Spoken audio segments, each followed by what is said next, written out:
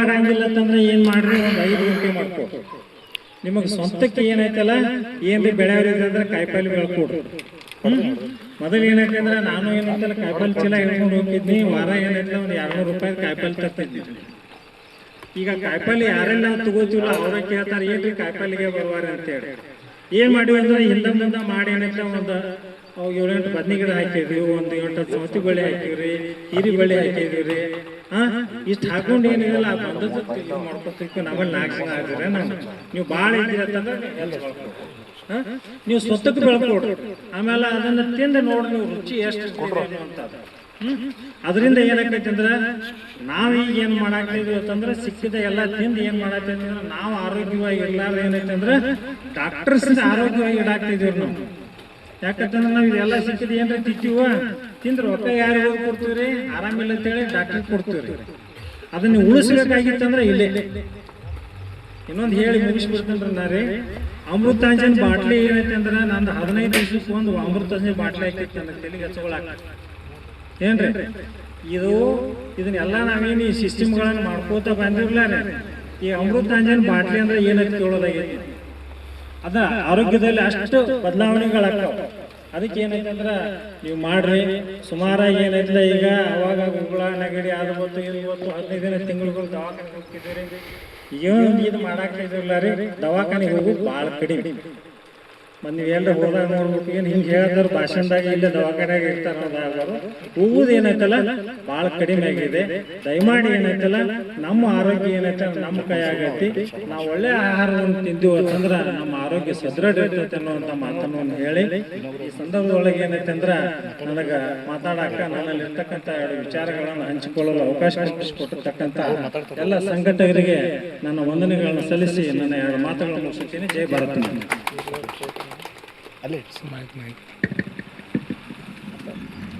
ಈ ಒಂದು ತರಬೇತಿ ಕಾರ್ಯಕ್ರಮವನ್ನು ಉದ್ದೇಶಿಸಿ ಅದ್ಭುತವಾಗಿ ಮಾತಾಡಿರ್ತಕ್ಕಂಥ ಹಿಡ್ಕಲ್ ಸರ್ ಅವರಿಗೆ ತುಂಬ ಹೃದಯದ ಧನ್ಯವಾದಗಳನ್ನು ಅರ್ಪಿಸ್ತಾ ಇದ್ದೇನೆ.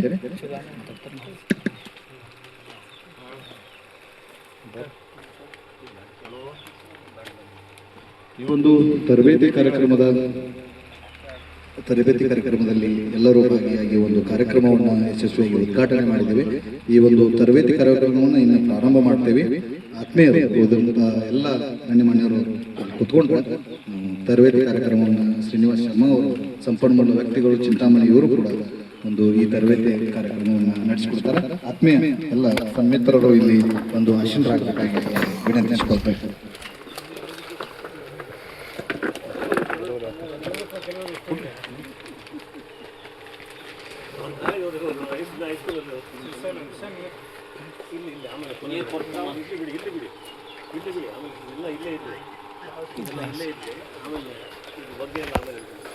ಮಾತಾಡ್ಬಿಟ್ಟು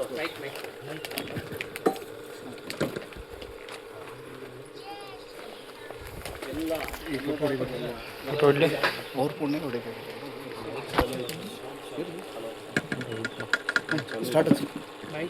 ಎಲ್ಲ ನನ್ನ ಅನ್ನದಾತ ಮಿತ್ರರಿಗೆ ನಮಸ್ಕಾರ. ಒಂದು ಕೋಲಾರ ಜಿಲ್ಲೆ ಚಿಂತಾಮಣಿ, ಚಿಕ್ಕಬಳ್ಳಾಪುರ ಜಿಲ್ಲೆ ಚಿಂತಾಮಣಿ ತಾಲೂಕು. ನಾನೊಬ್ಬ ಕೃಷಿಕ ಅಷ್ಟೇ, ಯಾವ ವಿಜ್ಞಾನಿಯಲ್ಲ. ನಾನು ಸಾವಯವ ಕೃಷಿಗೆ ಬಂದಿದ್ದು 1997ರಲ್ಲಿ. ನಿಮಗೆ ಸುಮಾರು ಜನಕ್ಕೆ ಪರಿಚಯ ಇರುತ್ತೆ ಇಕ್ರಾ ಸಂಸ್ಥೆ ಅಂತ. ಅಲ್ಲಿ ಯಾವುದೋ ಒಂದು ಇದಕ್ಕೆ ಹೋಗಿ ನಾನು ಎಕ್ಸಿಬಿಷನಲ್ಲಿ ಅವರು ಪುಸ್ತಕ ತೊಗೊಂಡ್ಮೇಲೆ ನಾನು ಸಾವಯವ ಕೃಷಿಗೆ ಇಳಿಬೇಕಲ್ವ ಅಂತ ಹೇಳ್ಬಿಟ್ಟು 97ನೇ ಇಸ್ವಿಯಲ್ಲಿ ನಾನು ಸಾವಯವ ಕೃಷಿಗೆ ಇಳಿದೆ. ಮೊದಲು ನಾನು ಹೇಳಿದಾಗ ಇವಾಗ ಸರ್ಕಾರದ ಯೋಜನೆಗಳು ಸಾಕಷ್ಟಿದೆ. ಮೊದಲು ತಾಲೂಕು ಒಂದು ಸಾವಯವ ಗ್ರಾಮ ಆಯಿತು, ಆಮೇಲೆ ಹೋಬಳಿಗೆ ಒಂದು ಸಾವಯವ ಗ್ರಾಮ ಆಯಿತು, ಆಮೇಲೆ PKV ಬಂತು, NHM ಪ್ರೋಗ್ರಾಮ್ ಬಂತು, central government state government support ಮಾಡೋದು. ಆಗ ಯಾರೂ ಸಪೋರ್ಟ್ ಮಾಡ್ತಾ ಇಲ್ಲ. ನಾವೇ ಅಲ್ಲಿ ಚಿಕ್ಕಬಳ್ಳಾಪುರ ಕೋಲಾರ ಜಿಲ್ಲೆ 2 ಒಂದೇ ಜಿಲ್ಲೆ ಇತ್ತು ಮೊದಲು. ಚಿಕ್ಕಬಳ್ಳಾಪುರ ಜಿಲ್ಲೆಯಲ್ಲಿ ಜೈಮಿನಿ ಸಾವಯವ ಕೃಷಿಕರ ಬಳಗ ಅಂತ ಮಾಡಿಕೊಂಡು ಪ್ರತಿ ತಿಂಗಳು ಒಬ್ಬೊಬ್ಬ ರೈತರ ತೋಟದಲ್ಲಿ ಹೋಗಿ ಒಂದೊಂದು ಸಭೆ ಮಾಡ್ತಾಯಿದ್ವಿ. ವಿಶೇಷ ವಿಜ್ಞಾನಿಗಳು ಕಳಿಸ್ತಾ ಇದ್ವಿ, ಅನುಭವಿ ರೈತರು ಕಳಿಸ್ಬಿಟ್ಟು ನೀವು ಹಿಂದೆ ಏನು ಮಾಡ್ತಾಯಿದ್ರಿ ಅದನ್ನು ನಮ್ಗೆ ತಿಳಿಸ್ಕೊಂಡು ಅಂತ ಹೇಳ್ಬಿಟ್ಟು ಅವ್ರ ಹತ್ರ ಎಲ್ಲ ತರಬೇತಿ ಪಡ್ಕೊಂಡ್ವಿ. ಅಂಥ ತರಬೇತಿ ಕೊಟ್ಟವರಲ್ಲಿ ತಮಿಳುನಾಡಿನ ಕೃಷಿ ವಿಜ್ಞಾನಿ ನಮ್ಮಾಳ್ವಾರ್ ಅಂತ ತಿರುಚಿಯವರು, ಅವರು ಒಬ್ಬರು. ಅವ್ರು ಸುಮಾರು ಸಲ ನಮ್ಮ ಚಿಂತಾಮಣಿಗೆಲ್ಲ ಬಂದ್ಬಿಟ್ಟು ನಮಗೆಲ್ಲ ಬುದ್ಧಿ ಹೇಳಿದ್ದೆ, ಈ ಥರ ನೀವು ಮಾಡಬೇಕು ಅಂತ ಹೇಳ್ಬಿಟ್ಟು ಇದು ಮಾಡ್ತಾಯಿದ್ರು. ಅವರು ಕೃಷಿ ವಿಜ್ಞಾನಿಗಳು ಯಾಕೆ ನಾವು ಕಳಿಸ್ತಾ ಇದ್ವಿ ಅಂತಂದರೆ, ಆ ನಮ್ಮಾಳ್ವಾರು ತಮಿಳುನಾಡಲ್ಲಿ ಕೃಷಿ ವಿಜ್ಞಾನಿ ಆಗಿದ್ದರು. ಅವ್ರು ಮೊದಲೇ ಹೇಳಿದ್ರು 40 ವರ್ಷದಿಂದಲೇ ರೈತರಿಗೇನೂ ಗೊತ್ತಿಲ್ಲ, ಅವ್ರಿಗೆ ಎತ್ಕೊಂಡು ಹೋಗ್ಬಿಟ್ಟು ಈ ಕೆಮಿಕಲ್ಸ್ ಎಲ್ಲ ಕೊಡ್ತಾ ಇದ್ದೀವಿ. ಆ ಕೆಮಿಕಲ್ಸ್ ಎಲ್ಲ ಕೊಡೋದ್ರಿಂದ ಅವ್ರು ಎತ್ಕೊಂಡು ಭೂಮಿ ಮೇಲೆ ಹಾಕ್ತಾ ಇದ್ದಾರೆ, ಭೂಮಿನ ಸಾಯಿಸ್ತಾ ಇದ್ದಾರೆ. ಈ ಕೆಮಿಕಲ್ಸ್ ಎಲ್ಲ ಮೊದಲು ಬ್ಯಾನ್ ಮಾಡಬೇಕು ಅಂತ ತಮಿಳ್ನಾಡು ಗೌರ್ಮೆಂಟ್ ಒಪ್ಪಲಿಲ್ಲ. ಒಪ್ಪದಿದ್ದಕ್ಕೆ ಅವ್ರು ಏನು ಮಾಡಬೇಕು ಅಂತಂದರೆ ತಕ್ಷಣವೇ ವಿಧಾನಸೌಧ ಹತ್ರ ಅವ್ರ ಪ್ಯಾಂಟು ಗಿಟ್ಟು ಶೂಟ್ ಎಲ್ಲ ಬಿಚ್ಚಿಬಿಟ್ಟು ರಾಜೀನಾಮೆ ಕೊಟ್ಬಿಟ್ಟು ಬಂದರು. ನಾನು ರೈತರ ಜೊತೆ ಹೋಗಿ ಕೆಲಸ ಮಾಡ್ತೀನಿ ಅಂತ. ಈ ಥರ ಸುಮಾರು ಜನ ವಿಜ್ಞಾನಿಗಳು ಹೊರಗಡೆ ಬಂದು ಈ ಸಾವಯವ ಕೃಷಿ ಬಗ್ಗೆ ಎಲ್ಲ ತರಬೇತಿಗಳು ಕೊಡೋದು ಎಲ್ಲ ಮಾಡೋದು. ಏನು ದುಡ್ಡು ಗಿಡ್ಡು ಏನು ತೊಗೊಳ್ದೆ ಇದ್ದು ಒಂದು ರೈತರ ಸೇವೆ ಮಾಡೋಕ್ಕೆ ಶುರು ಮಾಡಿದ್ರು. ಇವಾಗ ನಾವೇನು ಮಾಡ್ತಾ ಇದ್ದೀವಿ ಅಂತಂದರೆ ಹಿಂದೆ ಎಲ್ಲ ಮಾಡ್ತಾ ಇದ್ದೀವಿ, ಪರಂಪರಾಗತ ಕೃಷಿನೇ, ಸಾವಯವ ಕೃಷಿನೇ, ನೈಸರ್ಗಿಕ ಕೃಷಿ ಎಲ್ಲ ನಮ್ಮ ಹಿಂದೆ ತಲೆಮಾರುಗಳೆಲ್ಲ ಮಾಡ್ತಾ ಇದ್ವಿ, ಅದೇ ಕೃಷಿನೇ. ಆದರೆ ನಾವೇನು ಮಾತಾಡ್ತಾ ಇದ್ದೀವಿ ಅಂತಂದರೆ ಹಿಂದಿನ ತಲೆಮಾರಿನವರು ಪಟಾಪಟಿ ನಿಕ್ಕರ್ ಹಾಕ್ಕೊಳ್ತಾ ಇದ್ರು. ನಿಜವೂ ಸುಳ್ಳ, ನಿಕ್ಕರ್ ಹಾಕ್ಕೊಳ್ತಾ ಇದ್ರು. ಆ ನಿಕ್ಕರ್ಗೆ ಅವ್ರು ಎಷ್ಟು ಕೊಡ್ತಾ ಇದ್ರು ಅಂತ ಹೇಳಿದ್ರೆ ಸಂತೆಲ್ಲಿ ಹೋಗ್ಬಿಟ್ಟು ಕೊಂಡ್ಕೊಂಡ್ಬರ್ತಾ ಇದ್ರು. ಅಲ್ಲಿಂದ ನಾನು ಶುರು ಮಾಡ್ತೀನಿ, ಸಾವಯವ ಕೃಷಿಗೆ ಬರ್ತೀನಿ, ಯಾಕೆ ಇದು ಈ ಥರ ಆಯಿತು ಅಂತ. ಅವ್ರು ಸಂತೆಯಲ್ಲಿ ಹೋಗ್ಬಿಟ್ಟು ಪ್ರತಿಯೊಂದು ವಾರ ನಮ್ಮ ಜಿಲ್ಲೆಯಲ್ಲಿ ಪ್ರತಿಯೊಂದು ವಾರ ಸಂತೆ ಇರ್ತಾ ಇತ್ತು. ಅಲ್ಲೆಲ್ಲ ಹೋಗೋದು, ಕೂಲಿಗೆ ದುಡ್ಡು ಬೇಕಾದ್ರೆ ಕೊಡೋದು, ಕೂಲಿಗೆ ಹೋಗಿ ಅವ್ರ ಹತ್ರ ತಗೊಳ್ಳೋದು. ಸಂತೆಯಲ್ಲಿ ಹೋಗ್ಬಿಟ್ಟು ಆ ಪಟಾಪಟಿ ನಿಕ್ಕರ್, ಲಾಡಿ ನಿಕ್ಕರೆಲ್ಲ ಇರ್ತಲ್ಲ, 2 ರೂಪಾಯಿ 3 ರೂಪಾಯಿ ಕೊಟ್ಟು ತೊಗೊಂಬಂದು ಹಾಕ್ಕೊಳ್ತಾ ಇದ್ರು. ಅವ್ರು ಹಾಕೊಂಡ್ಬರ್ತಾ ಇದ್ರೆ ಅವ್ರು ಕೆಲಸ ಮಾಡಬೇಕಾಯ್ತು. ಆ ಪಟಾಪಟಿ ನಿಕ್ಕರಕ್ಕೆ ಸ್ವಲ್ಪ ಹಿಂಗೆ ಬಂದರೆ ನಾವೆಲ್ಲ ಅವ್ನು ಆಡಿಸೋದು, ನಾವೆಲ್ಲ ಯುದ್ಧರಾಗಿದ್ದೆ. ಅವ್ನು ಪಟಾಪಟಿ ನಿಕ್ಕರ್ ಹಾಕೊಂಡ್ಬಂದಿದ್ದಾನೆ, ಹಿಂಗೆ ಒಂದು ಕಡೆ ಎತ್ಕೊಂಡಿದೆ ಇದು ಅಂತ. ಆ ವಿಜ್ಞಾನಿ ಎಲ್ಲ ಏನು ಹೇಳ್ತಾ ಇದ್ದಾರೆ, ಅವರು ರೈತ ವಿಜ್ಞಾನಿಗಳು, ನಾವು ಕೆಲಸ ಮಾಡ್ತಾ ಇರ್ತೀವಿ, ಅಡ್ಡ ಬರಲಿ ಅಂತ ಹೇಳ್ಬಿಟ್ಟು ನಾವು 2 ರೂಪಾಯಿ ನಿಕ್ಕರ ಪಟಾಪಟಿ ನಿಕ್ಕರ್ ಹಾಕೊಂಡು ನೆಮ್ಮದಿಯಿಂದ ನಾವು ಜೀವನ ಮಾಡ್ಕೊಳ್ತಾ ಇದ್ದೀವಿ ಅಂತ. ನಾವೇನು ಮಾಡಿದ್ವಿ, ನಮ್ಮ ಸಂಸ್ಕೃತಿನ ಬಿಟ್ಕೊಟ್ವಿ. ನಮ್ಮ ಸಂಸ್ಕೃತಿ ಬಿಟ್ಕೊಟ್ಬಿಟ್ಟು ಅವ್ರು ಹೇಳ್ತಾ ಇದ್ರು, ದೊಡ್ಡ ನೀನು ಪ್ಯಾಂಟ್ ಹಾಕ್ಕೊಂಡಿದ್ದಕ್ಕೆ ಅಡ್ಡಿ ಇಲ್ಲ, ನೀವು ಶರ್ಟ್ ಹಾಕ್ಕೊಂಡಿದ್ದಾರೆ ಅಡ್ಡಿ ಇಲ್ಲ, ನಿಮಗೇನು ನಾವು ಅಡ್ಡಿ ಕೊಡಿಸ್ತಾ ಇಲ್ಲ, ಕೆಲಸ ಮಾಡೋವಾಗ ಅದನ್ನು ನೀವು ನಿಕ್ಕರ್ ಹಾಕ್ಕೊಂಡಿದ್ದು ನಾವು ಮಾತು ಕೇಳಿಲ್ಲ. ಪ್ಯಾಂಟ್ಗಳಲ್ಲೇ ಇಳಿದ್ವಿ, ನುಂಗಿಲು ಬಿಚ್ಚಾಕಿದ್ರೆ ಪ್ಯಾಂಟ್ಗಳಲ್ಲೇ ಇಳಿಯೋದು, ಚಪ್ಪಲಿ ಹಾಕೊಂಡೆ ವ್ಯವಸಾಯ ಮಾಡೋದು ಶುರು ಮಾಡೋದು. ಆಮೇಲೆ ಬರ್ತಾ ಏನಾಯಿತು ಅಂತಂದರೆ ನಮಗೆ ವಿದೇಶಿ ಸಂಸ್ಕೃತಿ ಅಂತಂದರೆ ನಮ್ಗೆ ತುಂಬ ಇಷ್ಟ. ಮನೇಲಿರುವ ತಿಂಡಿ ರುಚಿ ಇರೋದಿಲ್ಲ, ತಿಂಡಿ ರುಚಿ ಇರುತ್ತೆ ಅಂತ ಹೋಟ್ಲಲ್ಲಿ ಹೋಗಿ ತಿಂದ್ಬಿಟ್ಟು ಬರೋದು ನಾವು ಬಂದುಬಿಟ್ಟಿದೆ. ಯಾಕೆಂದರೆ ನಾವು ಗುಲಾಮಿಗಳಿದ್ದೋದಕ್ಕೋಸ್ಕರ ನಿಮ್ಮ ಜೊತೆಲಿ ನಾವು ಸೇರ್ಕೊಂಡಿದ್ದೀವಿ, ನಿಮ್ಗೆ ಬೇರೆದಕ್ಕೆ ತಿಳ್ಕೊಂಡು ನಾನು ಬಂದಿಲ್ಲ. ಅದೇನಾಗೋಯ್ತು, ಆ ಪಟಾಪಟಿ ನಿಕ್ಕರ್ ಹಾಕ್ಕೊಂಡಿರೋನು ಏನು ಹೇಳಿದ್ರು ನಾವು ಕೇಳ್ತಾ ಇರಲಿಲ್ಲ. ಅದೇ 5 ರೂಪಾಯಿ ಕೊಟ್ಬಿಟ್ಟು ಇವಾಗ ಬಡಬುಡನೋ ಇಡ್ಬಿಡೋನು ನಿಕ್ಕರ್ ಹಾಕೊಂಡಿದ್ರಲ್ಲ, ಬಂದಿದ್ದಲ್ಲ ನಿಕ್ಕರು, ಅದು ಹಾಕೊಂಡ್ಬಂದ್ಬಿಟ್ಟು ಅವ್ನು ಶೂಗೆ ಹಾಕೊಂಡ್ಬಿಟ್ಟೆ ನೀವು ಈ ಥರ ಮಾಡಿದ್ರೆ ಅವನೇನು ಹೇಳಿದ್ರೆ ಅದು ಕೇಳಿದ್ರಿ. ಅವ್ರು ಯೂರಿಯಾ ಹಾಕ್ಬೇಕು ಅಂತಾರೆ, ಯೂರಿಯಾ ಕೇಳಿದ್ವಿ, ಯೂರಿಯಾ ತೊಗೊಂಡ್ಬಂದ್ರೆ ಯೂರಿಯಾ ಹಾಕಿದ್ವಿ. ಕಾಂಪ್ಲೆಕ್ಸ್ ಹಾಕ್ಬೇಕು ಅಂತಾರೆ, ಕಾಂಪ್ಲೆಕ್ಸ್ ಹಾಕ್ಬಿಟ್ಟು ಭೂಮಿಯಿಂದ ಸಾಯಿಸ್ಬಿಟ್ವಿ. ಕೀಟನಾಶಕ, ರೋಗನಾಶಕ, ಕಳೆನಾಶಕ, ಶಿಲೀಂಧ್ರನಾಶಕ, ಈ 4 ಅಂಕುಶಗಳಿಂದ ಆ ಭೂತಾಯಿನ ಚುಚ್ಚಿ 40 ವರ್ಷದಿಂದ ಸಾಯಿಸ್ತೀವಿ. ಈ ಭೂತಾಯಿನ ಏನಂತೀವಿ ನಾವು, ಕ್ಷಮೆ ಆದೃತಿ, ಉಸುಂದ್ರೆ ಎಲ್ಲ ಕರಿತೀವಿ. ನಾವು 40 ವರ್ಷದಿಂದ ಅಂಶ ಅವ್ರು ಚುಚ್ತಾ ಇದ್ರು. ಅಯ್ಯೋ ನಮ್ಮ ಮಕ್ಕಳಿಗೆ ಏನೋ ಗೊತ್ತಿಲ್ಲ, ಅವ್ರು ಚುಚ್ತಾ ಇದ್ದಾರೆ ಅಂತ. ಇವಾಗ ತಾಯಿ ಮೇಲೆ ನಾವು ಗಲಾಟೆ ಮಾಡಿದ್ರೆ ಸಣ್ಣ ಮಕ್ಕಳಲ್ಲೇ ಏನೋ ಆಡ್ಸ್ಕೊಂಡ್ಬಿಟ್ಟು ಅವರು ತಿಂಡಿ ಭೂಮಿಯೆಲ್ಲ ಕ್ಷಮಿಸ್ಕೊಂಡಿದ್ದು. 40 ವರ್ಷ ಆದಮೇಲೆ ನಾವು ಇವತ್ತು ಭೂಮಿ ಯಾವ ಪರಿಸ್ಥಿತಿಗೆ ಬಂದಿದೆ ಅಂದರೆ ಭೂಮಿ ಸತ್ತೋಗಿದೆ. ಕಳೆನಾಶಕ ಸಿಕ್ಕಾಪಟ್ಟೆ ಬಳಸ್ತಾ ಇದ್ದಾರೆ. ಇವಾಗ ನಮ್ಮೊಂದು ಜಿಲ್ಲೆಯಲ್ಲೇ ನಮ್ಮ ಕಡೆ ಕೊತ್ತಂಬರಿ ಬೆಳೀತಾರೆ, ಟೊಮೆಟೊ ಎಲ್ಲ ಬೆಳೀತಾರೆ. ಇವತ್ತು ಕೊತ್ತಂಬರಿ ಚೆಲ್ಕೊಂಬಂತ ಅಂತಂದರೆ ನಮ್ಮ ಕಡೆ ಎತ್ತುಗಳು ಏನೂ ಇಲ್ಲ. ಇವು ಚೆಲ್ಲೋದು, ರೋಟಿವೇಟ್ ಎತ್ಕೊಂಡೋಗಿ ಹಾಕೋದು, ಎಲ್ಲರೂ ಬೀಡರ್ಗಳು ಹಾಕ್ಬಿಡೋದು, ಸ್ಪ್ರಿಂಕ್ಲರ್ ಹಾಕೋದು, ನೀರು ಕಟ್ಬಿಟ್ಟು ಬರೋದು. 2ನೇ ದಿವಸ ಬೆಳಗ್ಗೆ ಎಲ್ಲ ಹೋಗ್ತಾ ಇದ್ದೀವಿ, ಪೇಟೆಗೆ ಹೋಗ್ತಾ ಇದ್ದೀವಿ. ಏನು ತರಕ್ಕೆ? ಕಳೆನಾಶಕ ತರಕ್ಕೆ ಅಂತ ನೀರಲ್ಲಿ ಬೆಳೆಸೋದು, ಕಳೆನಾಶಕ 2ನೇ ದಿವಸ ಹೊಡೆಯೋದು, 3ನೇ ದಿವಸ ತಿರುಗಿ ಅದೇನೋ ನೀರು ಕಟ್ಟೋದು. ಆ ಕಳೆನಾಶಕ 8-10 ದಿವಸಕ್ಕೆ ಕೊತ್ತಂಬರಿ ಮೊಳೆದು ಬಿಡುತ್ತಲ್ಲ, ಮೊಳೆದು ಬಿಟ್ಟ ತಕ್ಷಣ ಏನಾಗುತ್ತಂತಂದ್ರೆ ಅದು ಸ್ವಲ್ಪ ಅಲ್ಲಲ್ಲಿ ಸುಟ್ಟೋದಂಗೆ ಆಗಿರುತ್ತೆ. ಆ ಸುಟ್ಟೋಗಿರೋದಕ್ಕೆ ಏನಾಗುತ್ತೆ, ಅವನ ಅಂಗಡಿಯವನು ಇದಕ್ಕೆ ಟಾನಿಕ್ ಹೊಡಿಬೇಕು. ಏನದು ಟಾನಿಕ್ ಅಂತಂದರೆ, ಆ ಟಾನಿಕ್ ಹೊಡಿಬೇಕು ಅಂತ ಅವ್ನು ಕೊಟ್ಟರೆ ತೊಗೊಂಬರೋದು, ಟಾನಿಕ್ ಹೊಡೆಯೋದು, ಅದಿಷ್ಟು ಹಿಂಗೋ ಹಂಗೆ ಬಂದ್ಬಿಡುತ್ತೆ. ಆಮೇಲೆ ಇನ್ನೂ ಒಂದು ಟಾನಿಕ್ ಕೊಡೋದು, ಸ್ವಲ್ಪ ಯೂರಿಯಾ ಗಿರಿಯಾ ಇಂಥದ್ದು ಕೊಟ್ಬಿಡೋದು. ಆ ಜೋರಾಗಿ ಬಂದಮೇಲೆ ಎತ್ಕೊಂಡು ಹೋಗ್ಬಿಟ್ಟು ಮಾರೋದು. ಇಲ್ಲಿ ಮನೆ ಮಂದಿ ಇಲ್ಲಿವರೆಲ್ಲ ಏನು ಮಾಡ್ತಾರೆ, ಕೊತ್ತಂಬರಿ ಇಲ್ದಿದ್ರೆ ನಮ್ಮಲ್ಲಿ ಊಟ ಮಾಡೋಕ್ಕಾಗಲ್ಲ ಅಂತ ಹೇಳ್ಬಿಟ್ಟು ಆ ಕೊತ್ತಂಬರಿ ತೊಗೊಂಬಂದು ಹಾಕ್ಬಿಟ್ಟು, ಅಣ್ಣವ್ರು ಹೇಳಿದ್ರಲ್ಲ ಕ್ಯಾನ್ಸರ್ ಟ್ರೈನು ಪಂಜಾಬಿಂದ ಹೊಡ್ತಾ ಇದ್ದ.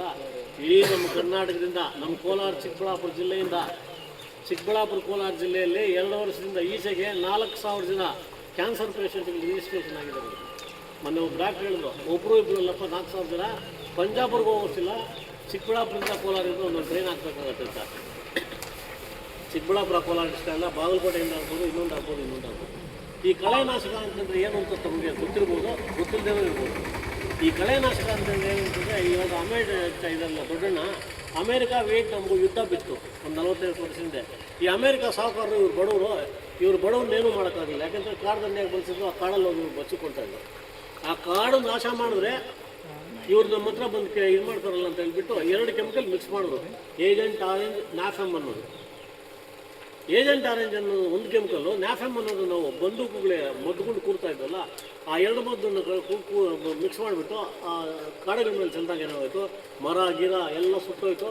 ಅವ್ರ ವೇಟ್ ಬಂದ್ಬಿಟ್ಟು ಇವ್ರ ಮೇಲೆ ಶರಣಾಗ್ಬಿಟ್ಟು ನೀವು ಹೇಳ್ದಂಗೆ ಕೇಳ್ತೀವಿ ಅಂತ ಇಟ್ಬಿಟ್ಟು. ಈ ಅಮೇರಿಕಾ ಹತ್ರ ಏನಾಯಿತು, ಈ ಏಜೆಂಟ್ ಆರೆಂಜ್, ನ್ಯಾಫೆಮ್ ಎರಡೂ ಸಿಕ್ಕಾಪಟ್ಟೆ ಉಳ್ಕೊಂಡ್ಬಿಟ್ಟು. ಉಳಿದ ತಕ್ಷಣ ಏನಾಗಿತ್ತು, ಎಲ್ಲ ದೇಶಗಳ ಕೃಷಿ ವಿಜ್ಞಾನಿಗಳು ತಿಳಿಸಿದ್ರು ಇದನ್ನ ಕಳೆನಾಶಕವಾಗಿ ಬೆಳೆಸೋಕ್ಕಾಗತ್ತಾ ಅಂತ ಕೇಳಿದ್ರು. ಇವ್ರಿಗೆಲ್ಲ ಉಡುಗೊರೆಗಳೆಲ್ಲ ಕೊಟ್ಬಿಟ್ರು, ವಿಜ್ಞಾನಿಗಳೆಲ್ಲ ಒಪ್ಪಂಬಂದ್ಬಿಟ್ರು ಕಳೆನಾಶಕವಾಗಿ ಬಳಸ್ಬೋದು ಅಂತ.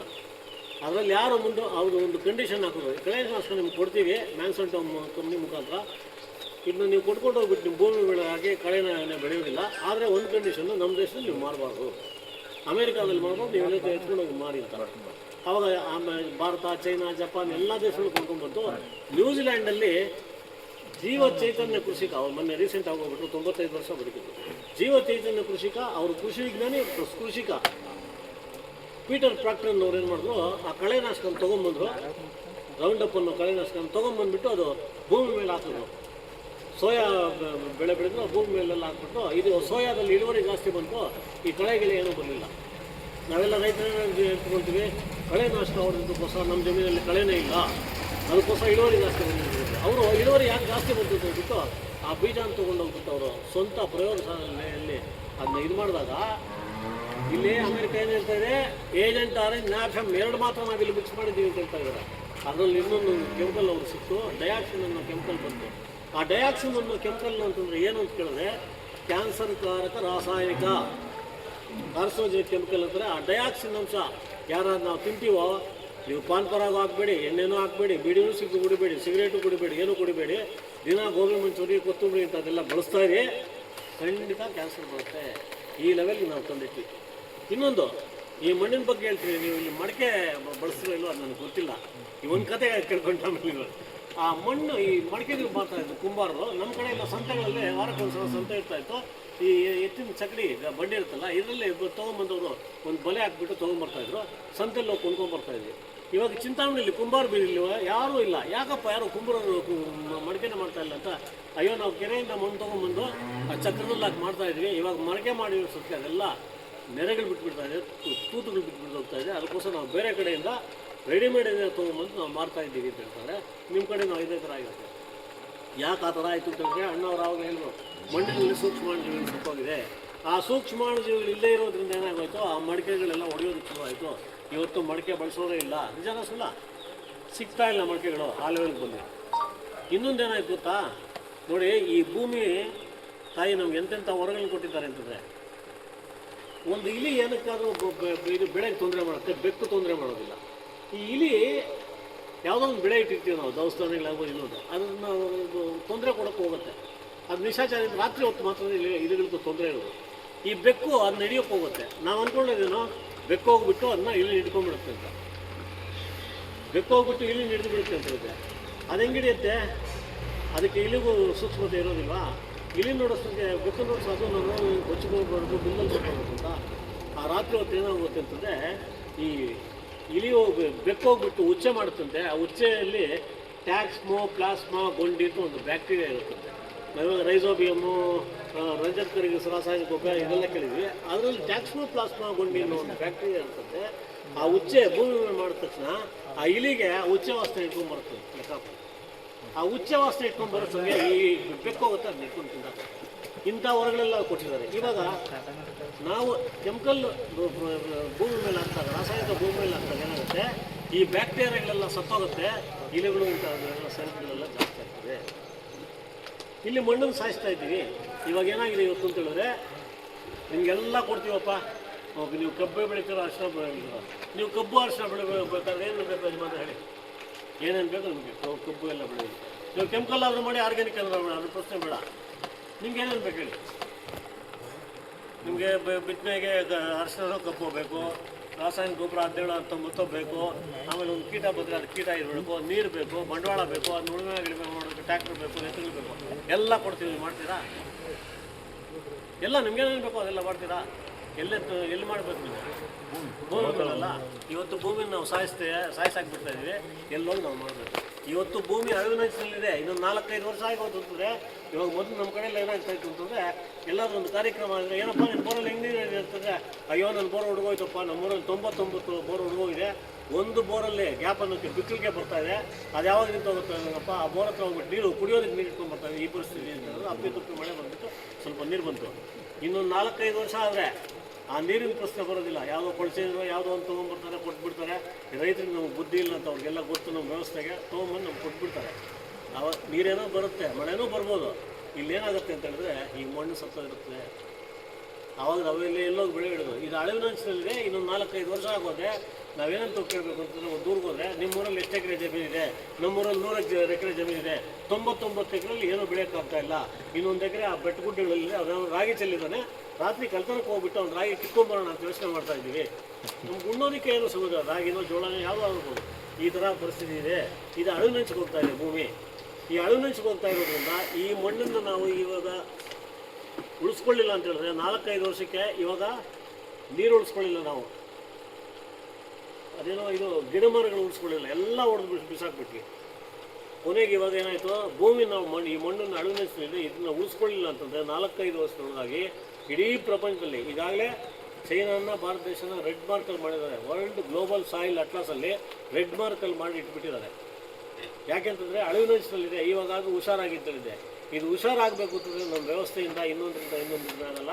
ಇಲ್ಲಿ ನಾವು ಮೊದಲು ಇದಾಗಬೇಕು ಅಂತಂದರೆ ಮೊದಲು ಸಾವಯವ ಕೃಷಿ ಹೆಂಗೆ ಬರಬೇಕು ಅಂತಂದರೆ ರೈತ ಅನ್ನದಾತ ನಾವು ಪ್ರಪಂಚಕ್ಕೆ ಅನ್ನ ಕೊಡೋದಲ್ಲ. ಪ್ರಪಂಚಕ್ಕೆ ಅನ್ನ ಇಟ್ಟು ಇವತ್ತು ಕೈ ಚಾಚೋ ಪರಿಸ್ಥಿತಿಗೆ ಬಂದಿದ್ದೀವಿ. ಪ್ರಪಂಚಕ್ಕೆ ಅನ್ನ ಇಡ್ತೀವಿ, ನಮ್ಮ ಹೆಂಡತಿ ಮಕ್ಕಳಿಗೆ ಊಟ ಕೊಡೋಕ್ಕೆ ಯೋಗ್ಯತೆ ನಮ್ಗೆ ಇಲ್ಲದೆ ಆಗಿದೆ. ನಿಜನ ಸುಳ್ಳು ಏನು ಮಾಡ್ರೆ ಅದಕ್ಕೋಸ್ಕರ ನಾವೇನು ಮಾಡಬೇಕು ಅಂತಂದರೆ ಈ ಮಣ್ಣನ್ನು ಅಳಿವಿನಂಚಿನ ಮಣ್ಣನ್ನು ನಾವು ಉಳಿಸ್ಕೊಳ್ಳೋದು ಒಂದು. ಎರಡನೇದೇನು ಅಂತ ಹೇಳಿದ್ರೆ ನಮ್ಮ ಮನೆಗಾಗೋಷ್ಟು ದವಸ ಧಾನ್ಯ ಕಾಯಿ ಪಲ್ಯಗಳು ನಾವು ಬೆಳ್ಕೊಂಡು ನಾವು ಮೊದಲು ತಿಂದ್ಬಿಟ್ಟು ನಮ್ಮ ಆರೋಗ್ಯ ಕಾಪಾಡ್ಕೊಳ್ಳೋಣ. ಇಳುವರಿ ನೆಪದಲ್ಲಿ ಎತ್ಕೊಂಡು ಹೋಗ್ಬಿಟ್ಟು ನಾವು ಸರ್ಕಾರಕ್ಕೋ APMCಗೋ ಇನ್ನೊಂದು ಅಲ್ಲ. ಇಳುವರಿ ಕಡಿಮೆ ಬಿದ್ದಾಗ ಏನಾಗುತ್ತೆ, ಅವ್ರು ನಮ್ಮ ಹುಡ್ಕೊಂಬರ್ತಾರೆ. ಹುಡ್ಕೊಂಬಂದಾಗ ನಮಗೆ ಇದು ಸವಲತ್ತು ಬೇಕು ಅಂತ ಹೇಳಿದ್ರೆ ಅವರೇ ಇದು ಮಾಡ್ತಾರೆ. ಒಬ್ಬ ಸರ್ಕಾರಿ ನೌಕರರು 1ನೇ ತಾರೀಕು ಆಗೋಷ್ಟೊಂದು ಅವ್ರು ಮೆಸೇಜ್ ಬರ್ತಾ ಇರ್ತಾರೆ, ನಿನ್ನ ಅಕೌಂಟಲ್ಲಿ ಇಷ್ಟು ಬಂದಿದೆ ಅಂತ ಹೇಳ್ಬಿಟ್ಟು. ಅವರೆಲ್ಲ ನಾಳೆಯಿಂದ ನಾವು ಸ್ಟ್ರೈಕ್ ಮಾಡ್ತೀವಿ ಅಂತ ಹೇಳಿದ್ರೆ ಸರ್ಕಾರ ಅವ್ರನ್ನ ಕರ್ಕೊಂಬರುತ್ತೆ. ಅದೇ ನಾವು ರೈತರು ಟೊಮೆಟೊಗೆ ಬೆಳೆ ಇಲ್ಲಪ್ಪ, ಜೋಳಕ್ಕೆ ಬೆಳೆ ಇಲ್ಲಪ್ಪ, ತೆಂಗಿಗೆ ಬೆಳೆ ಇಲ್ಲಪ್ಪ ಅಂತ ಬಾಯಿ ಬಡ್ಕೊಂಡು ಆತ್ಮಹತ್ಯೆ ಮಾಡ್ಕೊಂಡ್ರೆ ಏನು ಮಾಡೋಕ್ಕಾಗತ್ತೆ? ಆತ್ಮಹತ್ಯೆ ಮಾಡ್ಕೊಂಡು ಸತ್ತೋನ್ನ 1 ಲಕ್ಷ 2 ಲಕ್ಷ ಕೊಟ್ಬಿಟ್ಟು ಬಂದಪ್ಪ ಹೆಂಡತಿ ಮಕ್ಕಳಿಗೆ ಸುಮ್ಮನೆ ಆಗ್ತದೆ ಅಂತ ಹೇಳ್ಬಿಟ್ಟು ನಾವು ಬಂದು ಒಂದು ಹೂನಾರ ಕೂಡ ಹಾಕ್ಬಿಟ್ಟು ಹೋಗಲ್ಲ. ಸತ್ನ ಸರಿ ಬಿಡು, ಜನಸಂಖ್ಯೆ ಕಡಿಮೆ ಆಗುತ್ತೆ, ಅವ್ನ ಜಮೀನು ಮಾಡ್ತಾನೆ ಅಂತ ಕೇಳು ನಾವು ಕೊಂಡ್ಕೊಳ್ಳೋಣ. ಈ ಪರಿಸ್ಥಿತಿ ಬಂದಿದೆ. ಆಮೇಲೆ ಇನ್ನೊಂದು ಏನಾಗ್ತಾ ಇದೆ ಗೊತ್ತಾ, ಈ ಮಲ್ಟಿನ್ಯಾಷನಲ್ ಕಂಪನಿಗಳು ಇನ್ನೊಂದು ಸರ್ಕೊಂಡು ಆ ಮಾತು ನಾನು ಹೇಳ್ಬಿಡ್ತಾ ಇದ್ದೀನಿ. ಪ್ರತಿಯೊಂದು ಕಡೆನೂ ಇವಾಗ ಆಗಲೇ ಕೇಳಿದೆ, ನಿಮ್ಮ ಕಡೆ ಎಷ್ಟಿದೆ ಜಮೀನು ಅಂತ ಹೇಳ್ಬಿಟ್ಟು 5,000 10,000 ಇದ್ದಿದ್ದು ನಿಮ್ಮ ಕಡೆ 1 ಕೋಟಿ ಆಗೋಗ್ತಿದೆ. ಎಲ್ಲ ಕಡೆ ಮಿನಿಮಮ್ ಏನಕ್ಕೂ ಬರಡು ಭೂಮಿ ಅಂತ 50 ಲಕ್ಷ ರೂಪಾಯಿ ಮೇಲಿದೆ, 1 ಕೋಟಿವರೆಗೂ ಹತ್ಬಿಟ್ಟಿದೆ. ಆ ಮಲ್ಟಿನ್ಯಾಷನಲ್ ಕಂಪ್ನಿಗಳೆಲ್ಲ ನಮ್ಗೆ ಇವಾಗ ಆಸೆ ಪಡಿಸ್ತಾ ಇದ್ದಾರೆ. ನಾವು ಆಸೆ ಕೆಲವರೆಲ್ಲ ಮಾಡ್ತಾ ಇದ್ದಾರೆ. ಹಾಗೆ ಆಸೆ ಪಟ್ಬಿಟ್ಟು ನನ್ನದೊಂದು 10 ಎಕರೆ ಜಮೀನು ಇದೆ, 10 ಕೋಟಿ ಬರುತ್ತೆ, ನಾನು ಇಟ್ಕೊಂಡು ಬ್ಯಾಂಕಲ್ಲಿ ಹಾಕಿದ್ರೆ ನನಗೆ ಎಷ್ಟು ಬರುತ್ತೆ ಬಡ್ಡಿ, ಆ ಬಡ್ಡಿಲಿ ನಾನು ಆರಾಮಾಗಿ ಇರ್ಬೋದಲ್ಲ, ಕಾರಲ್ಲಿ ಓಡಾಡ್ಬೋದಲ್ಲ, ಯಾಕೆ ಮಾರಬಾರ್ದು ಅಂತ ಹೇಳ್ಬಿಟ್ಟು ನಮ್ಮ ಕಡೆ ಎಲ್ಲ ಕೆಲವರೆಲ್ಲ ಮಾರ್ಕೊಂಡ್ಬಿಟ್ಟು ಪಾಪರ್ ಕಂಪ್ನಿ ಇದು ಹೋಗ್ತಾರೆ. ಮಲ್ಟಿನ್ಯಾಷನಲ್ ಕಂಪ್ನಿ, ರಿಯಲ್ ಎಸ್ಟೇಟ್ ಇವರೆಲ್ಲ ಜಮೀನನ್ನು ಕೊಂಡ್ಕೊಂಡ್ಬಿಟ್ಟು ಮುಂದೆ ಏನು ಮಾಡ್ತಾರೆ ಅಂತಂದರೆ ನಮ್ಮನ್ನೆಲ್ಲ ಕೂಲಿಗಳು ಇಟ್ಕೊಳ್ತಾರೆ. ಆ ಮಣ್ಣನ್ನು ಫಲವತ್ತತೆ ಮಾಡಬೇಕು ಅಂತಂದರೆ ಟನ್ನುಗಟ್ಟಲೆ ಗೊಬ್ಬರ ಹೊಡಿಬೇಕಾಗಿಲ್ಲ, ಟ್ಯಾಕ್ಟ್ರಿಗಳು ತೊಗೊಂಬರಬೇಕಾಗಿಲ್ಲ, ಒಂದು 50 ಹಸು ಕಟ್ಕೊಬೇಕಾಗಿಲ್ಲ. ಅಯ್ಯೋ ನಮ್ಮಲ್ಲಿ ಹಸು ಕಟ್ಟಿದ್ರೆ ಸೆಣೆ ತಗೋರೆ ಏನು ವ್ಯವಸ್ಥೆ ಮಾಡಲ್ಲ. ಆ ಭೂಮಿ ಮೇಲೆ ಎತ್ಕೊಂಡೋಗ್ಬಿಟ್ಟು ಸೆಣಬು ದಯಾಂಚ, ಇವಾಗ ಈ PK ಬಂದಿದೆಯಲ್ಲ, ಇದು ನಿಮ್ಮೂರಿಗೆ ಹುಡ್ಕೊಂಡ್ಬಂದಿದೆ. ಇವತ್ತು ಸೆಣಬು ದಯಾಂಚ ಎಲ್ಲ ಕೊಡ್ತಾರೆ. ಅದು ಎತ್ಕೊಂಡೋಗಿ ಚೆಲ್ಬಿಟ್ಟು ಒಂದಷ್ಟು ಎತ್ತರ ಬಂದಮೇಲೆ ರೋಟಿವೇಟ್ರ್ ಒಂದು ಸಲ ಇದು ಮಾಡಿಬಿಟ್ರೆ ಭೂಮಿ ಎಷ್ಟು ಬೇಕೋ ಅಷ್ಟು ಫಲವತ್ತತೆ ಆಗೋಗ್ಬಿಡುತ್ತೆ. ಆಮೇಲೆ ಕೆಲವು ಊರುಗಳಲ್ಲೆಲ್ಲ ನಾನು ಹೋಗಿ ಕೇಳ್ತೀನಿ, ನಿಮ್ಗೇನಪ್ಪ ಬೇಕು ಅಂತ ಹೇಳಿದ್ರೆ, ಮೊನ್ನೆ ಮುಳಬಾಗಿಲು ತಾಲೂಕು ಗ್ರಾಮ ಸಭೆಯಲ್ಲಿ ನಮಗೆ ಡ್ರಮ್ ಬೇಕು ಅಂತ ಒಬ್ಬರು ಅಂತ. ನೀನು ಯಾಕೆ ಡ್ರಮ್ ಬೇಕು, ಮರಗಿಡಗಳು ಬೆಳೆಸೋಕೆ ಆಗೋಲ್ಲ ಅಂತ. ಸುಮ್ಮನೆ ಕೂತ್ಕೊಳ್ಳೆ, ನಿನಗೇನ ಸಂಬಂಧ, ನನಗೆ ಡ್ರಮ್ ಬೇಕು. ನಾನು ಹೇಳಿದೆ ಒಂದು ವರ್ಷ ಆಗುತ್ತೆ ತೂತು ಬಿತ್ತೋಗುತ್ತಪ್ಪ, ನನ್ನ ಮಾತು ಕೇಳೋ, ನೀನು ಡ್ರಮ್ ಕೊಡೋ ಒಂದು 20 ಇದು ಗಿಡ ಬೇಕು ಅಂತ ಕೇಳಿ ಅಂತ ಹೇಳಿತ್ತು. ಮೇವಿನ ಮರಗಳ ಕಡೆಗೆ ಆದ್ಯತೆ ಕೊಡಿ. ನೋಡಿ ಇಲ್ಲೆಲ್ಲ ಕಬ್ಬು ಬೆಳೆದಿದ್ದೀರ, 1 ಎಕರೆಯಲ್ಲಿ 20-30 ಮರಗಳಾದರೂ ಬೇಕು. ಇಲ್ಲಿಂದ ಅಲ್ಲೊಂದು ಎಷ್ಟು ಎಕರೆ ಇದೆ, ಎಷ್ಟು ನೀವು ಮರ ಬೆಳೆಸಿದ್ದೀರ. ಕೃಷಿ ಅರಣ್ಯಕ್ಕೆ ಪ್ರೋತ್ಸಾಹ ಕೊಡಬೇಕು. ಇವಾಗ ನನ್ನ ಜಮೀನಲ್ಲಿ ಏನು ಮಾಡಿರ್ತೀನಿ ಅಂತಂದರೆ, ನನಗಿರೋದು ಒಂದೇ ಹಸು, ನಮ್ಮಲ್ಲಿ ಯಾರೂ ಮಾಡೋರು ಇಲ್ಲ, ನಾನು ಒಬ್ಬರು ಅಲ್ಲಿ ಮಾಡ್ಬೇಕು. ಈ ಕಡೆ ಬಂದರೆ ಹೋದ್ರೆ ಹೋಗಿ ತಂದುಬಿಡಪ್ಪ, ಮಾರಾಕರು ಜಮೀನು ಮತ್ತೆ ಅವ್ನಿಗೆ ಬುದ್ಧಿ ಇಲ್ಲ, ಬೆಂಗಳೂರಲ್ಲಿ ಆರಾಮಾಗಿರ್ಬೋದು, ಅವನು ಚಿಕ್ಕನು ಏನೋ ಮಾತಾಡ್ಕೊಂಡು ಬಿಡ್ತಾರೆ. ಹೆಬ್ಬೇವಿನ ಮರಗಳು ಗೊತ್ತಿದೆ ನಮಗೆ, ಮಿಲಿಯಾರ್ಡ್ ರೂಪಾಯಿ ಅಂತ ಹೆಬ್ಬೇವಿನ ಮರಗಳು ಒಂದು 300 ನಾಟಿ ಮಾಡಿದ್ದೀನಿ. ಸಾಲಿಂದ ಸಾಲಿಗೆ ಒಂದು 150 ಇರುತ್ತೆ. ಗಿಡದಿಂದ ಗಿಡಕ್ಕೆ ಹತ್ತತ್ತಡಿಗೆ ಒಂದೊಂದು ಇದು ಹೆಬ್ಬೇವಿನ ಗಿಡ ಹಾಕಿದ್ದೀನಿ. ಆ ಸೊಪ್ಪೆಲ್ಲ ಬೀಳ್ತಾ ಇರುತ್ತೆ.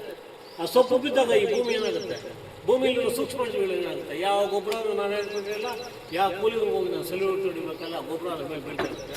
ರೋಟಿವೇಟರ್ ಹಾಕಿದ ತಕ್ಷಣ ಏನಾಗುತ್ತೆ, ಆ ಭೂಮಿಗೆ ಹೋಗಿ ಸೊಪ್ಪು ಸೇರಿದ ತಕ್ಷಣ ಭೂಮಿ ಆಟೋಮೆಟಿಕ್ ಆಗಿ ಫಲವತ್ತತೆ ಹೋಗುತ್ತೆ. ಇದನ್ನು ಸುಳ್ಳ.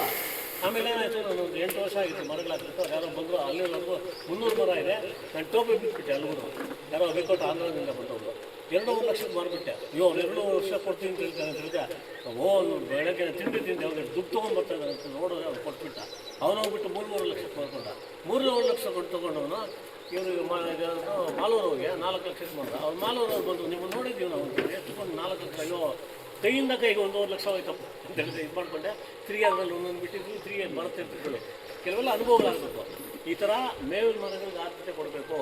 ನೀವು ಹಸುಗಳೇ ಮೇಯಿಸ್ಬೇಕು ಅಂತ ಹೇಳಿದ್ರೆ ಇವಾಗ ಮಳೆ ಹೊಟ್ಟೋಗುತ್ತೆ, ಮಳೆನೇ ಬಿಡೋದಿಲ್ಲ. ಅವಾಗ ನಾವು ಕಸಾಯ ಕಾರಣಕ್ಕೆ ಕಳಿಸ್ಬೇಕಾಗುತ್ತೆ ದನಗಳನ್ನ.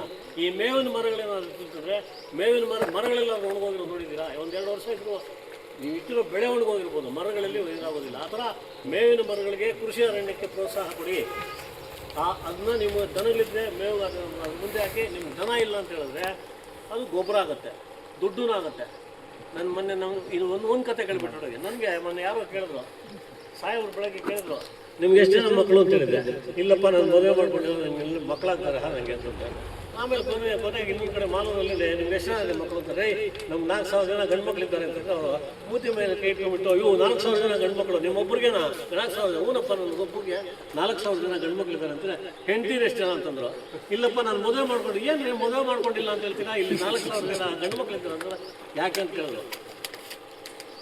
ಇಡೀ ಪ್ರಪಂಚದಲ್ಲಿ ಮೊಟ್ಟ ಮೊದಲಿನ ಕೃಷಿಕ ಅಂತ ಹೇಳಿದ್ರೆ ಪರಾಶರ ಸುರಪಾಲ ಅವರೆಲ್ಲ ಬೇಸಾಯ ಮಾಡಿಬಿಟ್ಟು ಪರಾಶರಂದು ಭೂಮಿಯಲ್ಲಿ ವೆಸ್ಟ್ ಬೆಂಗಾಲ್ ಪಶ್ಚಿಮ ಬಂಗಾಳದಲ್ಲಿ ಅವನು ಬೇಸಾಯ ಮಾಡಿದ್ರೆ ಇಡೀ ಪ್ರಪಂಚಕ್ಕೆ ಅವನು ತೋರಿಸ್ದ.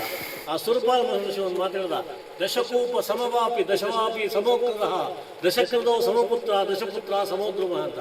ನೀವು ಬೇಜಾರು ಪಡ್ಕೊಬೇಡಿ, ಬೆಳಗ್ಗೆ ಬಂದ್ಬಿಟ್ಟು ಮಂತ್ರ ಹೇಳ್ತಾ ಇದೆ ಅಂತ. ದಶಕೂಪ ಸಮವಾಪಿ ಅಂತಂದರೆ ಮೊದಲು ಸೇದೋಭಾವಿ ನೋಡಿದ್ದೀರಾ? ಇಂಥ ಸೇದೋಭಾವಿಗಳನ್ನ ಹತ್ತಾಕಿದ್ರೆ ಒಂದು ಗೋಕುಂಟೆ ಆಗುತ್ತೆ.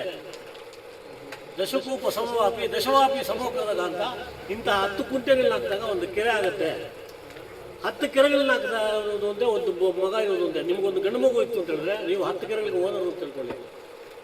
ಆಮೇಲೆ ಧರ್ಮಾರ್ಥಗಳನ್ನು ಬಿಟ್ಟ 10 ಜನ ಗಂಡು ಮಕ್ಕಳು ಇರೋದು ಒಂದೇ, ಒಂದು ಮರ ಇರೋದು ಒಂದೇ.